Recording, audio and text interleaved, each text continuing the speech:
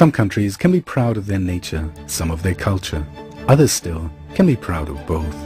Azerbaijan, a fascinating land with 9 distinct climatic zones, rich in natural resources, and a favorable geographical position at the crossroads of East and West, is one of these.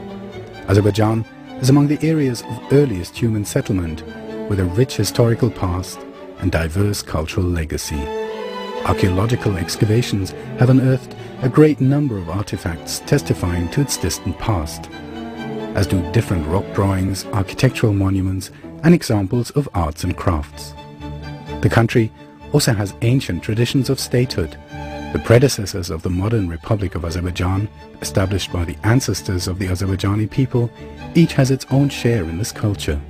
Every region of the country has played its part in this common culture and made its unique contribution to the heritage of Azerbaijan, among which Karabakh had a special place.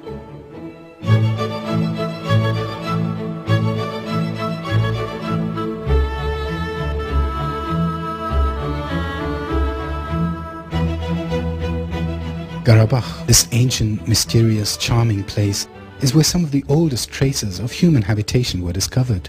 In 1968, in Khojavand district, archaeologists excavated the Azekh cave of the Lower Paleolithic age and part of the jawbone of a primitive man from the Acheulean period. This was the first such discovery in the Soviet Union and the second in the world. The Tarlar cave, again in this district, one of the rare multi-layer caves among Mostir monuments, also contained traces of the Paleolithic age. Monuments like Nagorno-Karabakh Tepe, the first residential area of antiquity in Azerbaijan, with the most ancient artifacts of the Neolithic and Bronze Ages, and Khan Tepe, with the most ancient metallic finding in the southern Caucasus, were in Fizuli district.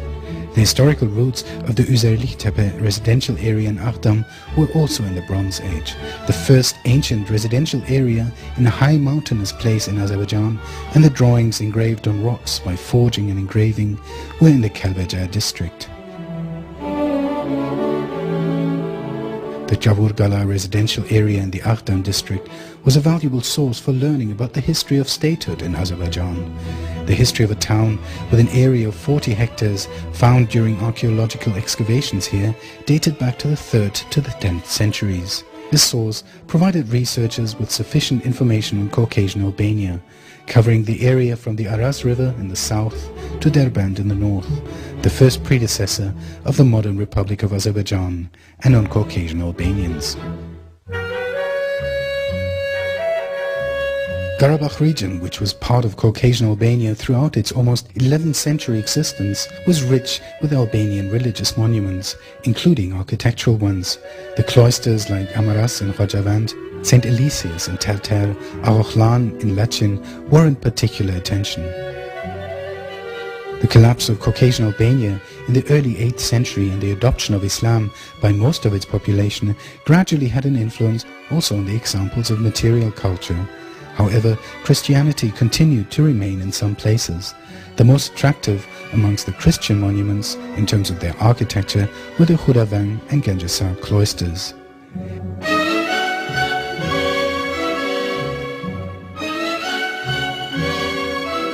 Different Azerbaijani Muslim states were established in the territory of Caucasian Albania upon the arrival of Islam. Of course, works of art that were created thereafter would contain Muslim culture. Such monuments were abundant in the Karabakh region.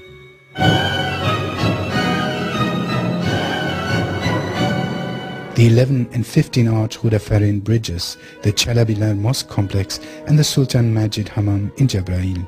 The Gutlu Musaoğlu tomb and Çabulak castle in Ardam, the Melik Ajdev tomb in Lachin, those of Demirçiler in Gücülü in Kubatlı, Mehmet Beyli in Zengilan, and Mirali in Fizuli, the Garkhabazar Mosque in Karavansaray again in Fizuli, the castles of Asgaran in Khojali and Lech in Kalbajar, those of Shusha in Garabul Khan, and the mosque of Yukhara, Ashara and Satle in Shusha were testaments to this history.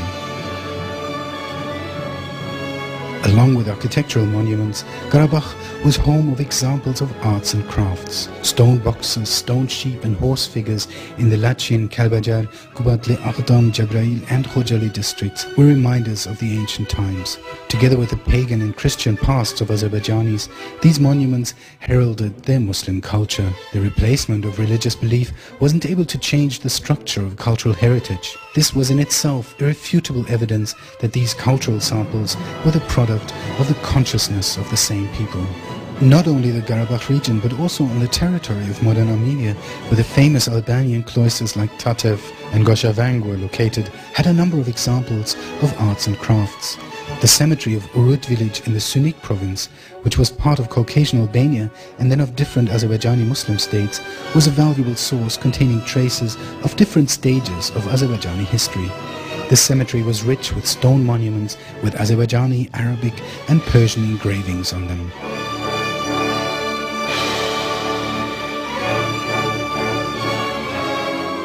The territories of historical Azerbaijan, which are now part of Armenia, contained also tombs which were examples of Islamic architecture. The tomb of 1413 of the Azerbaijani Garagoyunlu Amirs in the former Jafarabad village of modern Ararat province was particularly attractive.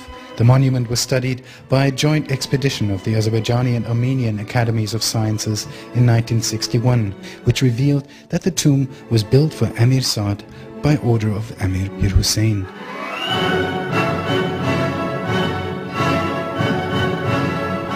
The territory of modern Armenia was also rich with unique monuments of the Safavid period, the peak of Azerbaijani statehood, and of its successor, the period of Khanats, all of which represented Azerbaijani architecture.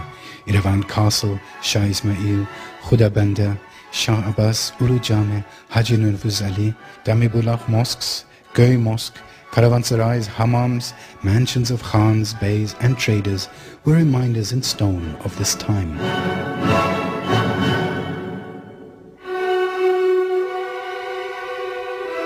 The treaties of Gulistan of 1813 and Turkmenchai of 1828 dealt an irreparable blow to Azerbaijani statehood.